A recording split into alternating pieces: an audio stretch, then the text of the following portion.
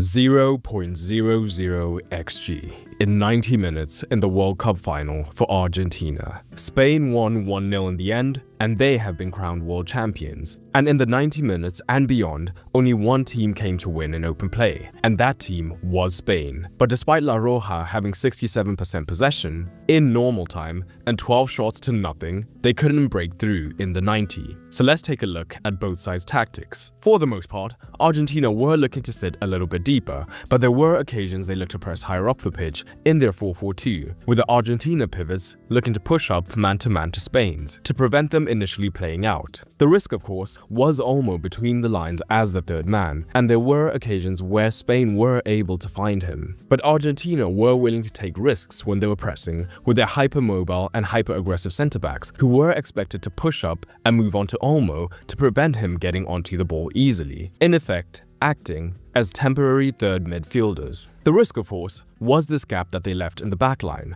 but neither Yamal nor Oyarzabal were willing to run into that space and exploit it, so Argentina were confidently able to commit a centre-back in these pressing phases.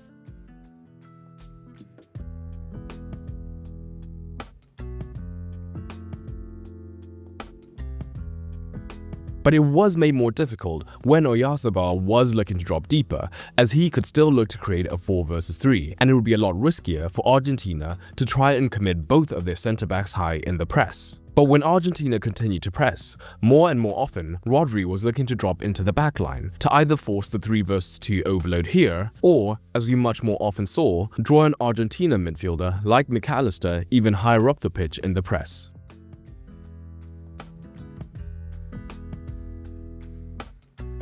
Particularly when Olmo was dropping deep, it would be a long way for a centre-back to continue their press, so Argentina had to adapt that pressing shape, and it was up to Gonzalez to operate as the hybrid presser, as he was often tucked in more central and deeper than McAllister, so he could either tuck in onto Olmo or press onto Porro. Great in theory, but all it did was heavily weaken the press, as now Gonzalez couldn't make up this ground, so Pedro Porro was consistently able to get onto the ball with time to get his head up and look to play up the pitch.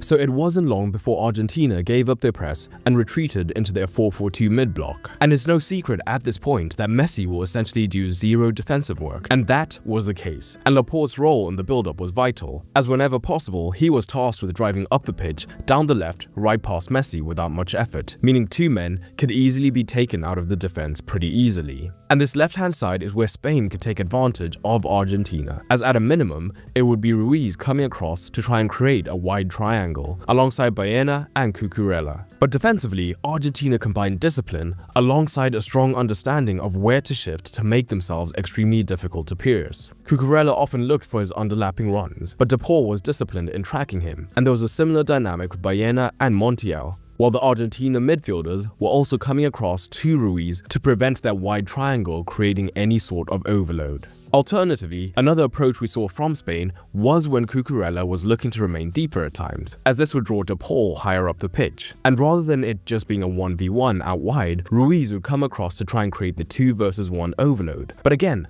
Argentina were disciplined and knew their roles, and either a midfielder or a centre-back would come across in these situations.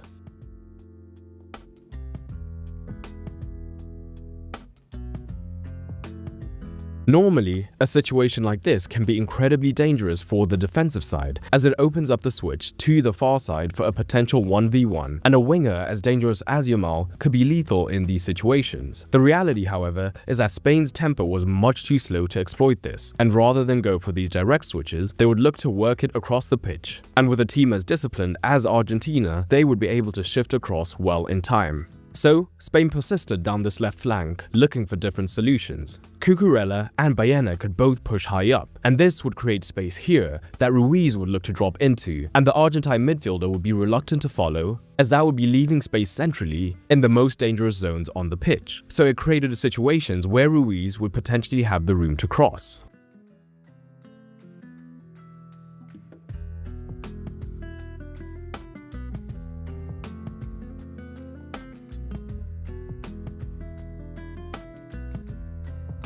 But more often, Laporte's role as the free man on the ball was becoming more and more important. He would drive up the pitch, as Spain often tried to have 5 men wide, with Rodri also coming across, and the goal for Laporte was to get either Montiel or De Paul to commit to pressing him, which of course would free up another man higher up the pitch. And this was highly effective, as Laporte is good enough with the ball, meaning that the moment a defender committed and opened up space elsewhere, he could at least try to thread the ball through.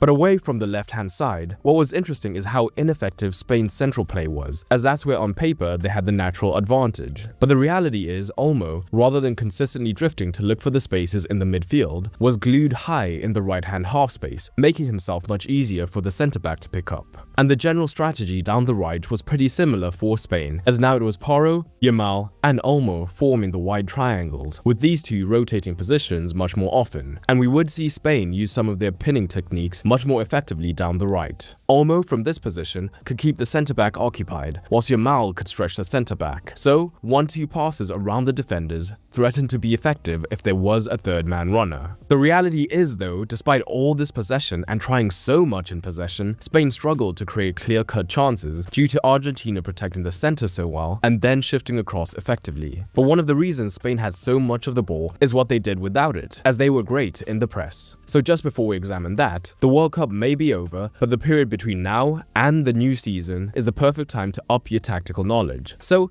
if you want to do that for free, check out Football Fundamentals through the link in the description. Football Fundamentals is my 30-day program designed to teach you the very fundamentals of analysis from the ground up. Argentina took on a lopsided shape when on the ball, essentially having no right winger and putting all the responsibility on the right back, as this allowed De Paul to move in central and be a central midfielder in possession. Spain, however, started with a 4-2-3-1, meaning this shape meant they were naturally man-to-man in the midfield. But they didn't want to be passive with their defensive shape. They wanted the ball back and quickly. And what's the difference between these two scenarios, where Spain's press worked and this scenario where it didn't?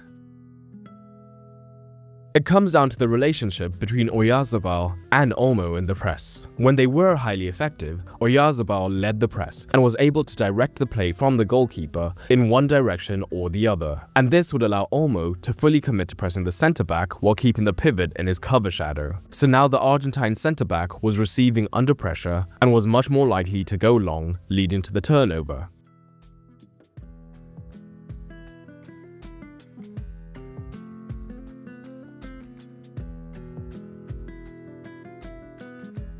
But when it did not work, what we saw was this: Olmo committing to the press early, before Oyarzabal had directed the play. This in turn meant Olmo found himself pressing the centre-back or the goalkeeper, meaning the escape option outside of him was still open, and the Argentine centre-back could then drive off the pitch. But Spain did an excellent job of, for the most part, using the first pressing approach.